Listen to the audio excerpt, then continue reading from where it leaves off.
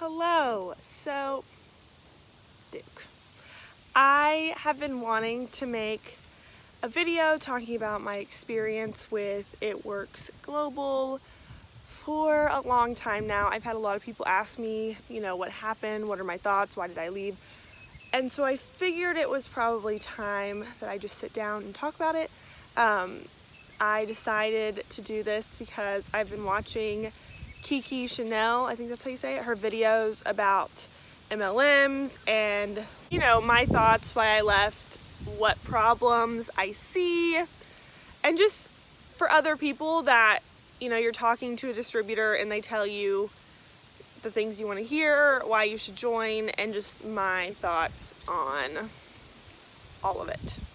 So I'll go over why I left, and that will give everyone, a little bit of context, I guess, and why I say what I say and how I feel. So I left because I just was not very happy in life. It had nothing to do with my business, with Itworks, and I just kept getting pushed and pushed and pushed. Why aren't you working? Why aren't you working? You're gonna be more depressed if you don't make money. You need to work. And I was just like, bro, I thought the point of this business was to be able to not work if I didn't want to, because I can work anywhere and, all that jazz. And so basically it was just a constant push, and my upline was a little bit horrendous. And I know that I'm not the only one that feels that way. I know a lot of people felt that way about her, but I mean, she was racist and homophobic and just not the kind of person I wanted to be supporting financially, because I was on her downline, so any money that I made, she made part of it too.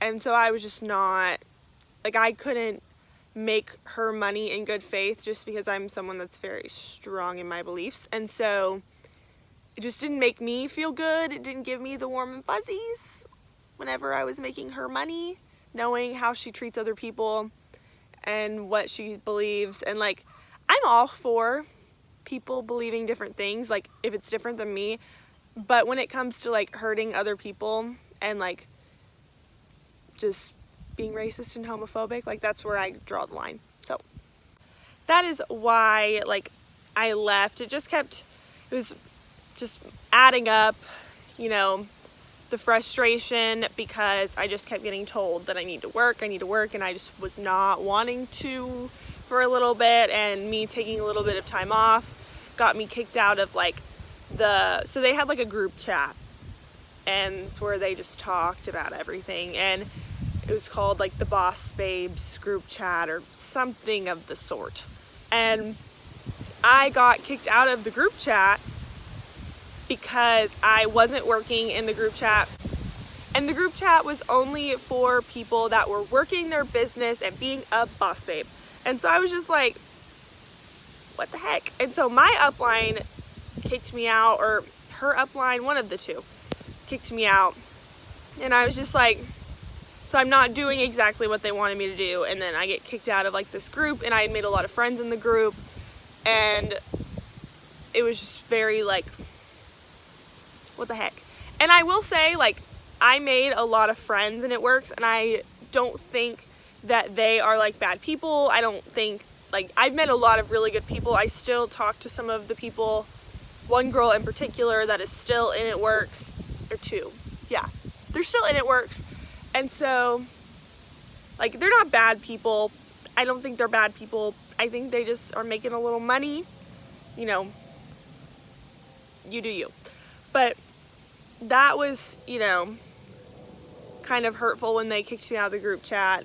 And so I was just like, screw this. I'm over it.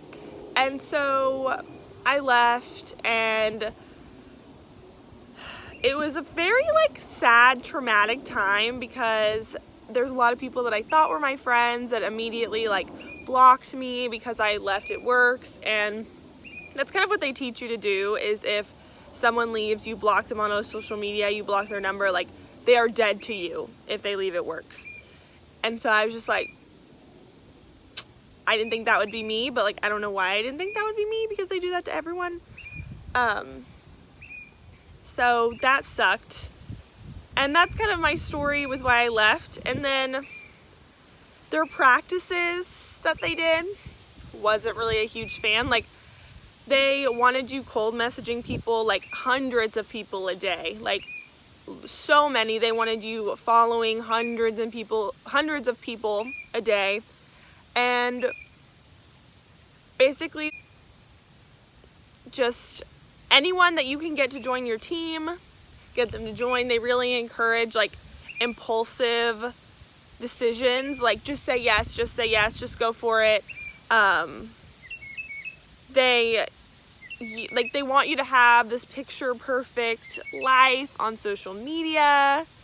So, you know, people want to join you because they think that like you have it all and you are who they should want to be like.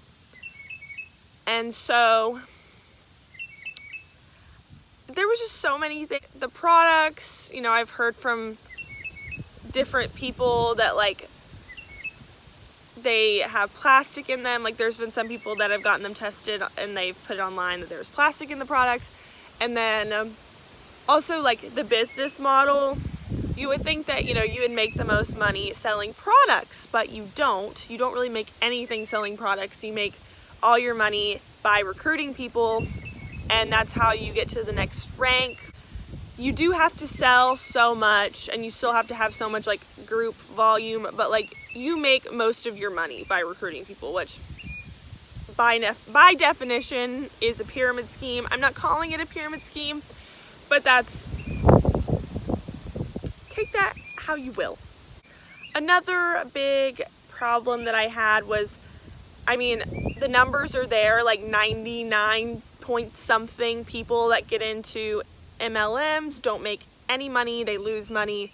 And I made money, but like I got so many people in the business and they were just losing money. And like for me, that was really hard because like I truly believed in what I was doing. Like I didn't do it in bad faith, but then I would get my friends in it and then they would lose money, and I was just like, I'm sorry. Like I didn't ever want anyone that I was, you know, close to lose money. And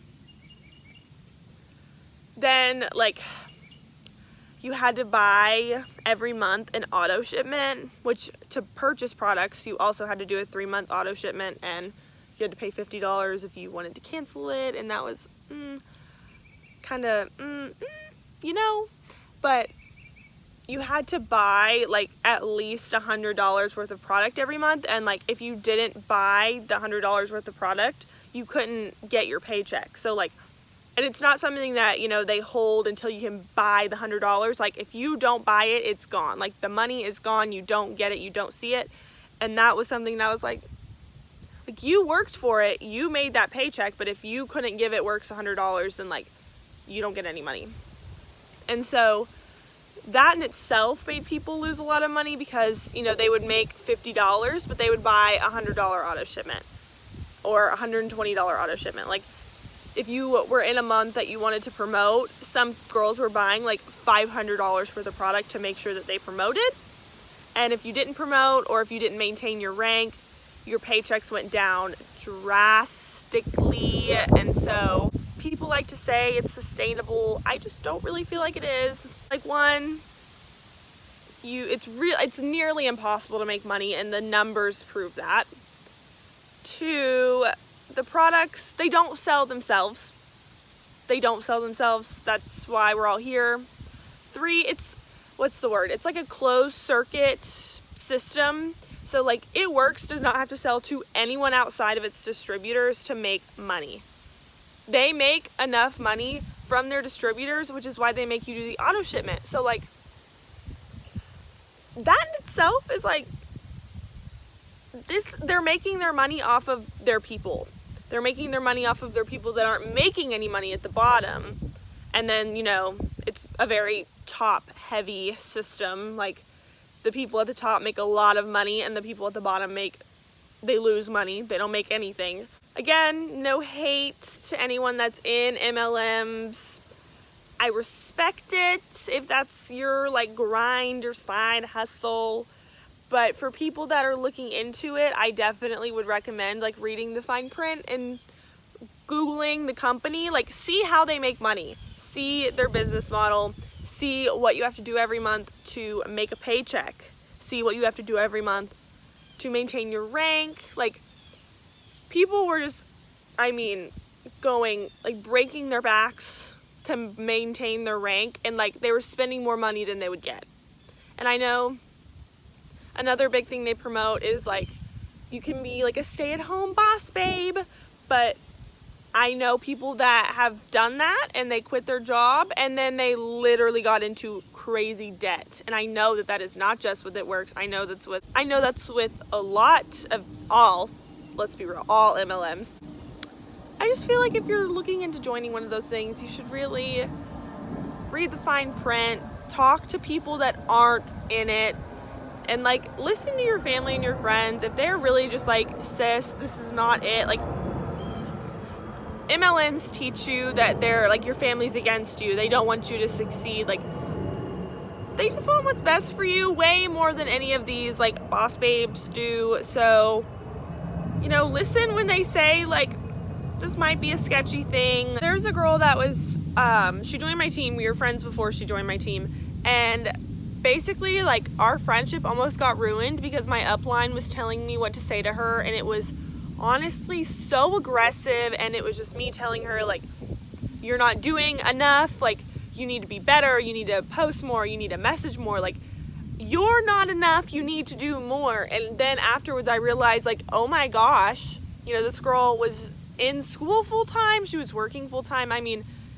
this was not her main priority, and everyone in these MLMs feel like that you should drop everything for your biz, and I don't know, it's just, all of it is not really that practical to me, and I don't really feel like it's sustainable. And I feel like, you know, a lot of people lose a lot of relationships with their friends, their family, their significant other, whoever it may be, because of the businesses, because they spend so much time on their phones. They teach you to basically be on your phone 24/7. Hello, Lauren from the future here. I just wanted to add in another big thing that I was editing this and I didn't touch on is, we like to say that, like, wow, take a shot every time I say like in this video. So people in MLMs like to tell you that you basically, if you work corporate job, you're helping a CEO on the top, and you're helping a CFO make another million, and they don't care about you. But if you work in MLM, then you are like, you're only making money for you, and you are your own, like, you are your own CEO, you are your own president of the company, and you are not making money for anyone else. But see, here's my problem with that. If that was the case, then why is recruiting such a big deal? Because you, like, your upline makes so much of your money, and like the people above your upline make so much of your money. So that's another big thing that I just like, it just kind of makes me go, because they always try to tell you that you, like, if you work a corporate job, you're helping the millionaires, but if you work in MLM, that you are helping the stay-at-home mom. See, that stuff kind of gets a little fishy to me, because I know that, like, if you look at the way that the system works, for all of them, your upline makes part of your money, which is why they always are on you to work. They're always on you to be messaging and selling product and getting people on your team. And so that's another thing I wanted to just throw in there, because I feel like that's something that's also very important to realize. If you made it through all of this, thank you for watching. Thank you for listening. I may make more videos like this, just talking about it, depending on if people have more questions, whatever. So subscribe, like. Thanks, guys.